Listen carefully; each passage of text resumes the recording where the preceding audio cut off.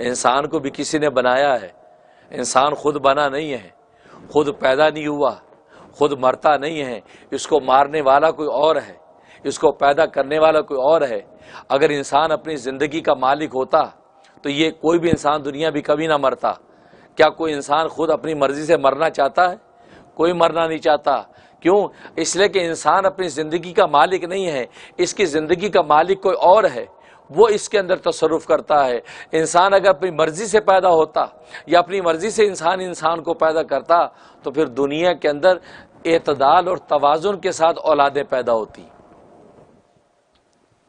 کسی گھر کے اندر بیٹیاں پیدا ہوتی ہیں، کسی گھر کے اندر بیٹے پیدا ہوتے ہیں، کسی گھر کے اندر نہ بیٹی پیدا ہوتی نہ بیٹا پیدا ہوتا ہے، کسی گھر کے اندر ایک بیٹا ہوتا ہے 4 بیٹیاں پیدا ہوتی ہیں، کسی گھر میں 5 بیٹے پیدا ہوتے ہیں 1 بیٹی پیدا ہوتی ہے۔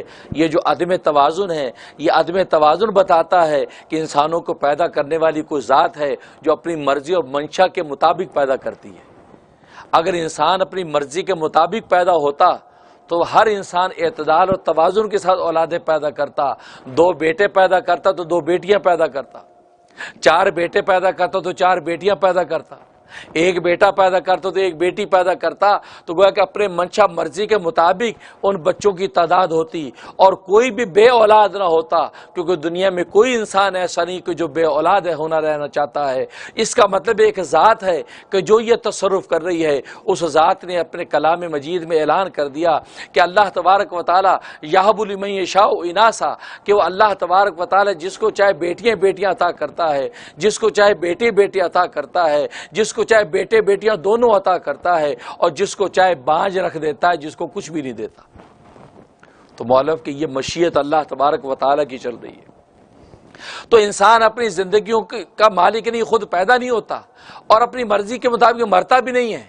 اس لیے کہ انسان اپنی مرضی کے مطابق مرنا چاہتا تو پھر کوئی انسان مرتا ہی نہ، اس لیے کہ دنیا میں مرنا کوئی نہیں جاتا۔ ہاں، یہ اللہ تبارک و تعالیٰ کی ذات ہے، اس کے قبضہ قدرت میں انسانوں کی جان ہے، وہ جب تک چاہے کسی کو زندہ رکھتا ہے اور جب چاہے اس کی روح کو قبض کر لیتا ہے۔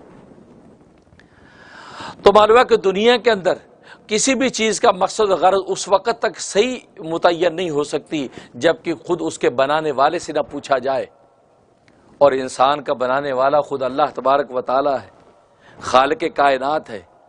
دنیا کی چیزیں تو انسانوں نے بنائی، ٹیلی فون انسان نے بنایا، کار انسان نے بنائی، ہوائی جہاز انسان نے بنایا، آبدوز انسان نے بنائی، بحری جہاز انسان نے بنایا، لاؤڈ سپیکر انسان نے بنایا۔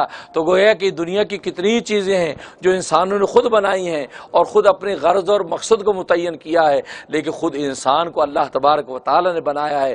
تو جس ذات نے اس کو بنایا ہے اس سے پوچھا جائے کہ تو نے جو انسان بنایا، اس انسان کے بنانے کا مقصد کیا ہے، تو نے کیوں بنایا؟ تو اللہ تبارک و تعالی جب اس کی تخلیق کی غرض اور مقصد بتاتا ہے تو یہ اس کی اصل غرض اور مقصد ہے، اور جب کوئی چیز اپنے اصل غرض اور مقصد میں استعمال ہوتی رہتی ہے تو قابل قدر ہوتی ہے۔